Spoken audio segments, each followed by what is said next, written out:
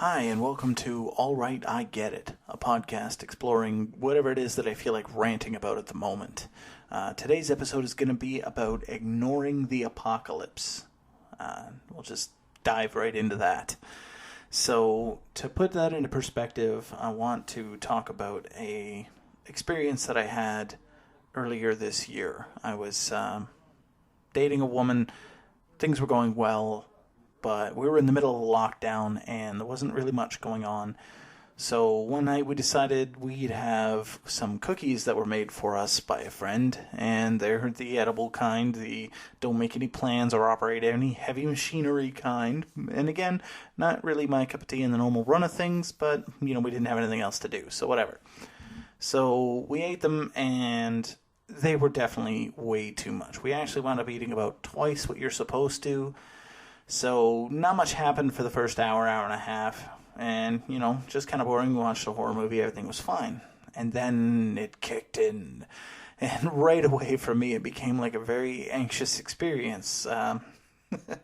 So she wound up giggling, laughing, and just, really enjoying this stupid TV show that we were watching at that point. But for me, it was a much more cerebral experience. So what I wound up fixating on is how our galaxy, the Milky Way galaxy, is in the process of colliding with the Andromeda galaxy, which is something that isn't really going to affect us for another 6 billion years. So we've got some time.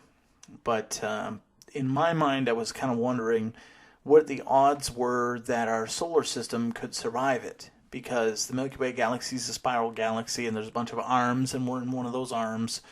And so, if the Andromeda galaxy hits on the bad side, then we're toast. Like everything in our solar system will just be vaporized. But if it doesn't, who knows? We might wind up scot-free. If there's even humans, then it's not really going to be a thing. And this is the difference between a normal thinking, normal feeling person and a person who is chronically anxious. So for me, I spend a lot of time worrying about the worst case scenarios of situations because generally speaking, the way I see it, you don't really ever have to plan for if things go well. You go for ice cream, you get ice cream, now what do? Really, you don't have to have a backup plan for that because you already did the thing. But an anxious person just does not operate that way at all. So, if I'm going for ice cream, I'm thinking, okay, so what happens if there's an accident on the bus? What happens if I get there and they're closed? What happens if I get there and I get the ice cream, but somebody else is causing a scene there? It's just all the scenarios, all the potential risks of the situation are going on in my head, and the whole time I'm sort of coming up with little, solutions to those issues. Okay, so if they're closed, then I'll go here or do that, and so on. And that really is the only way that I can shut them up and just be calm, is, when I've got plans for backup plans, and everything's sorted out, the mission can't possibly fail, now I can just, chill and enjoy the moment. So it took me a long time to realize that I was even doing that, or that wasn't normal, but that's me, that's who I am, and I'm definitely at my most comfortable when everything is accounted for. So, how does a person who is anxious deal with all of the catastrophes that could happen at any given moment? Even now, in space, for example, just to finish that thought, rogue black hole or sun could just come barreling through our solar system because there are those of them that move, which is a terrifying thought. And if either of those things happened, all life on Earth would just be instantly snuffed out. An asteroid could come and smash a new hole into the, bedrock somewhere, and bam, new, dinosaur nuclear winter. And that's just, the stuff that's going on in space. Never mind all the other things that happen on a day-to-day basis in our daily lives that absolutely have the potential for fatal consequence. And never mind is the key word in that sentence, because that really is sort of the only answer to these problems. How is it that you stop a situation that is utterly beyond your control. You literally can't do anything about. You don't. So how do you live with knowing that that is out there as a risk? And the answer is you just tune it out. That's what's up. Every day, thousands of people get in their cars to go and drive to work and do whatever. Not all of them come home. And every day you roll those dice. But if you stay at home, the same set of rules apply. Some situations are riskier than others. For example, I wouldn't, surf on top of an RV on the Autobahn. But at the end of the day, some of that stuff is just gonna happen, A plane will crash, or a house will burn down, or something, right? Every day that stuff happens. But sitting at home worrying about it will just leave you, broke and then eventually homeless, and then you'll be worrying about all that same stuff under a bridge, eating beans from a can. So disregarding it is literally the solution. That is how we get by. And it's crazy that is like that, where the only solution to some of our problems is just don't think about it. That's nuts, especially for a person like me. Some of the people have it easier, where they literally don't or can't think about it. They sleep like babies, and I'm so jealous of that. But, to each their own, I guess.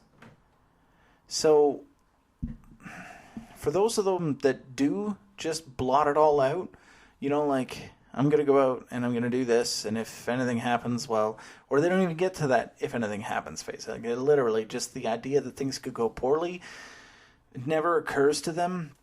First of all, hats off to you, but this does not mitigate the risk of those situations at all, at all. So when a person says, I'm just going to go out and swim with the sharks because that's been a dream of mine, and they don't entertain the reality that sharks like food and meat, and humans are made of meat. If nothing happens, then we think, oh, that person is so brave and so cool.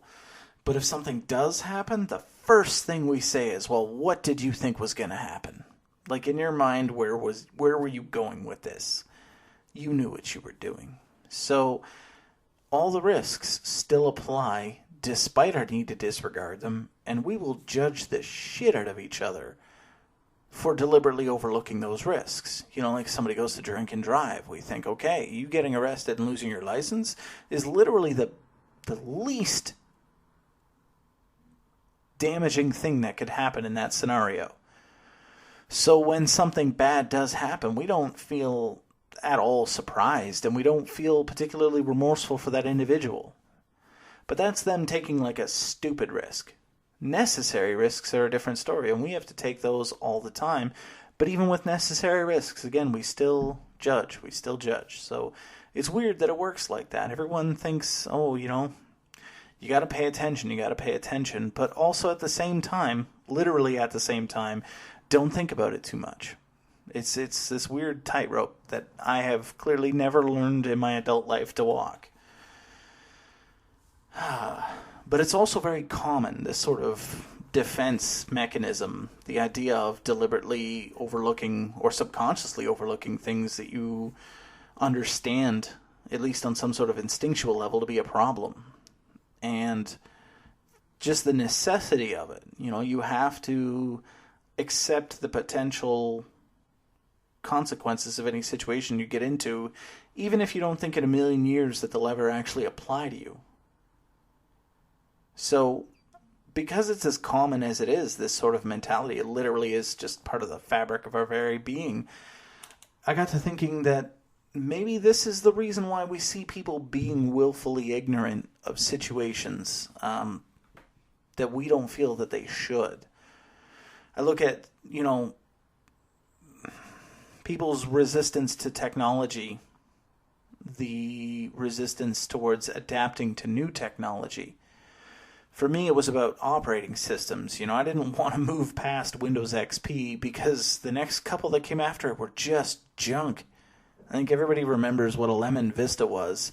And Vista was made by the smartest people in the world at the time. That's shocking and scary and a little bit depressing, but whatever. People resist change, and they deliberately avoid areas that they should have to adapt to. Like they'll hit a wall with something to find out they're no good at it, and they just go around it. I've done it myself so many times where I've messed something up terribly, and I think, okay, that is just a thing I don't ever need to do in my adult life, so we're just not going to bother with that. Full disclosure, I've worked in construction for years, and I've worked around drywall, and I've handled drywall. I've never learned to drywall. The whole mud tape thing, it's beyond me. And I probably could learn it, and it seems like it's easy. I've just sort of gone out of my way to never learn. And that's a perfect example, because why would I resist that?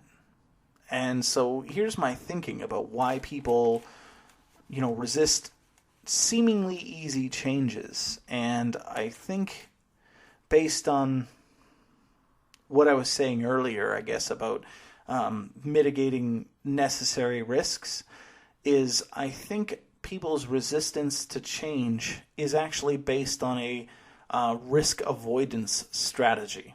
So, I've lived this long, I've never gone and poked a bear in the eye in the woods, and it's worked out really well for me. So, similarly, if I continue to not go into the woods and poke a bear in the eye, then the probability of me getting mauled by a bear will be about the same going forward as it's been in the past, which again has been very low.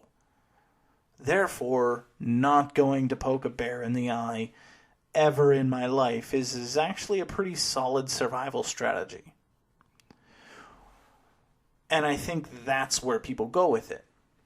The idea that, okay, so I've got my life basically where I want it, and I don't want it to get worse, and I don't want to take on unnecessary risks or have bad things happen to me, so the solution is just to keep it just the way it is. Nobody's allowed to touch anything.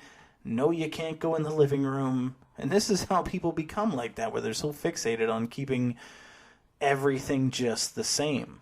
Of course, there's literally nothing in life that's like that. Every single thing has to change. But that whole concept of risk avoidance, I think everybody does to a certain extent. And it makes sense when it's about self-preservation, but I think that we apply it in our day-to-day lives without realizing. At least for myself, I know that's absolutely a fact. For the longest time, with my anxieties, I was avoiding situations that I knew to be stressful because I'd done terribly at handling them in the past. So I would just say, okay, that's not for me. I can't do that thing. I still don't like crowds. But it's not like anything really bad's going to happen to me in a crowd. I mean, coronavirus notwithstanding. It's just something that became uncomfortable for me, and I stopped doing it. And it, that just made it more and more uncomfortable moving forward. But I think the awareness of that is a thing that's worth exploring. When you find yourself resistant to change in a certain area, you got to ask yourself, is this a healthy risk avoidance situation? Should I not be trying to jump off a building to see if I could fly, or seeing, what heroin will do to my creative processes? Or is it just something that you're avoiding for no better reason than you don't really want to? I mean, that's the individual. You have to decide that for yourself, but I think there's a lot of room to grow in sort of exploring your comfort zones, what is safe? What's comfortable? Can I meet in the middle? Anyways, that's the end of that train of thought. So I'm going to wrap it up here. But thanks. You've been a great crowd. And as usual, please let me know what you think. Cheers, guys. Take care.